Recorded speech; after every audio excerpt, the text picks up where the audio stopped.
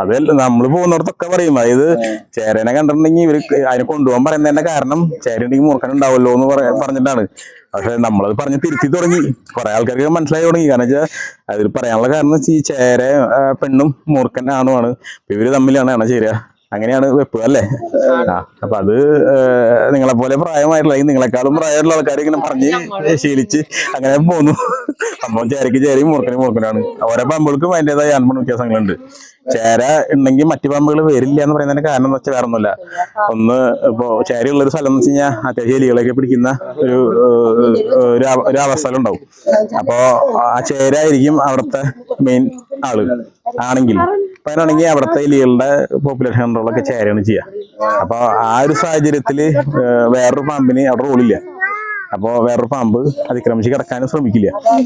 അപ്പൊ അതുകൊണ്ടാണ് നമ്മൾ ചേരനെ കർഷകമിത്രം എന്ന് പറയുന്നുണ്ടല്ലോ, അത് ഈ ഒരു കാരണം കൊണ്ടാണ്.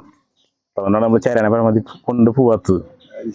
അപ്പൊ അത് ഈ എന്താ പറയാ കേൾക്കുന്ന നിങ്ങൾ മനസ്സിലാക്കുക. കാരണം ചേരനെ നമ്മൾ കൊണ്ടുപോകേണ്ട യാതൊരു ആവശ്യമില്ല. ഒന്നും വിഷമില്ലാത്ത പാമ്പാണ്, വേറെ യാതൊരു തരത്തില് ഉപദ്രവം ഇല്ലാത്തൊരു പാമ്പാണ്. അപ്പൊ അങ്ങനെ നമ്മുടെ തൊട്ടപ്പുറത്തുള്ള കൃഷിയിടങ്ങളിലും ഇതുപോലെയുള്ള ഒഴിഞ്ഞെടുക്കുന്ന സ്ഥലങ്ങളിലൊക്കെ ചേര ഉണ്ടെങ്കിൽ മറ്റ് പാമ്പുകളുടെ പ്രവേശനത്തെ ഒരു പരിധി വരെ തടയും. കാരണം ചെലികളുടെ പോപ്പുലേഷനെ കൺട്രോൾ ചെയ്യുന്നത് ആ ഏരിയയിൽ ചേരയായിരിക്കും.